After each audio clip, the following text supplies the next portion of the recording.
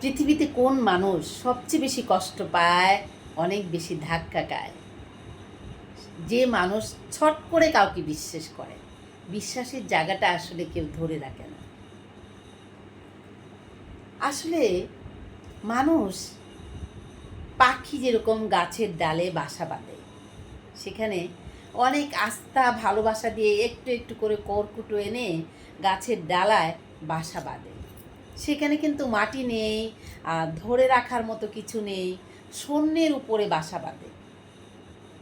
সেখানে তাদের ভালোবাসা দিয়ে, তাদের স্বপ্ন দিয়ে, তাদের আশা দিয়ে একটু একটু করে কর্কুটো টুকিয়ে টুকিয়ে এনে গাছের ডালায় একটা বাসা তৈরি করে। সেই বাসাটার মধ্যে তাদের অনেক আস্থা থাকে, অনেক স্বপ্ন থাকে, অনেক ভালোবাসা থাকে, অনেক বিশ্বাস থাকে। তাহলে একটা পাখি যখন গাছের ডালায় তাদের ভালোবাসা এবং বিশ্বাস দিয়ে তারা একটা বাসা বেঁধে নেয় সেখানে থাকার জন্য, বা সেখানে শূন্যে উড়া দিয়ে তারা যদি বিশ্বাস করে আস্থা করে সেখানে থাকতে পারে, তাহলে একজন মানুষ তো মানুষকে বিশ্বাস করতে পারে, তাই না?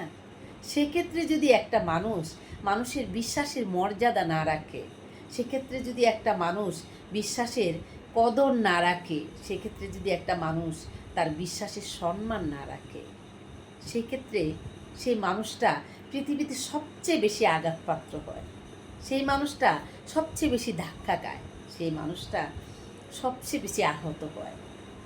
যে মানুষটাকে সবচেয়ে বেশি বিশ্বাস করে, সেই মানুষটার কাছ থেকেই অনেক বড় যন্ত্রণাটা পায়। তো আমি আজকে একটি কথাই বলতে চাই, যারা আপনাদেরকে অনেক বেশি বিশ্বাস করে, যারা আপনাদের উপর আস্থা করেছে, বিশ্বাস করেছে, তাদের বিশ্বাস কখনো নষ্ট করে দেবেন না। কেননা বিশ্বাস নষ্ট করা মানুষদেরকে বিশ্বাসঘাতক বলে, বেঈমান বলে। সেই বেঈমানদের আসলে কোনো ক্ষমা হয় না।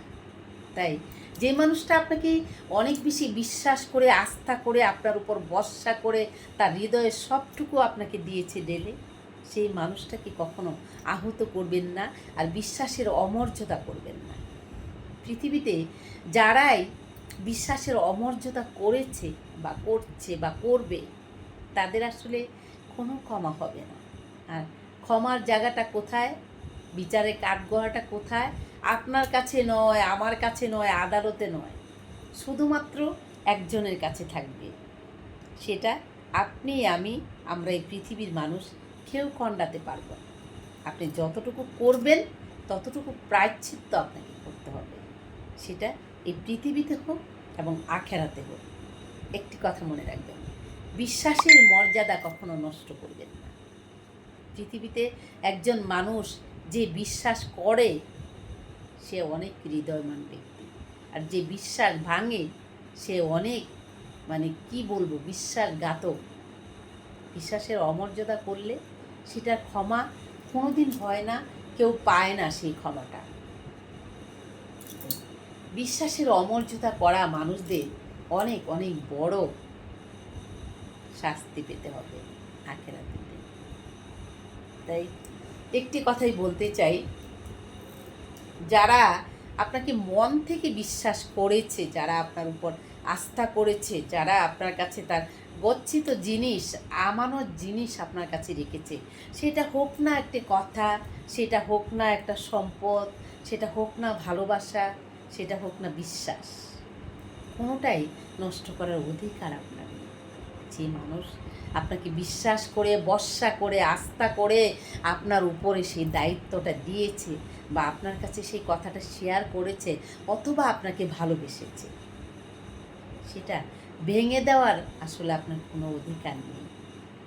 তাই একটি কথাই বলতে চাই, বিশ্বাসঘাতকদেরকে কেউ ক্ষমা করলেও মহান আল্লাহ তাদেরকে ক্ষমা করবেন।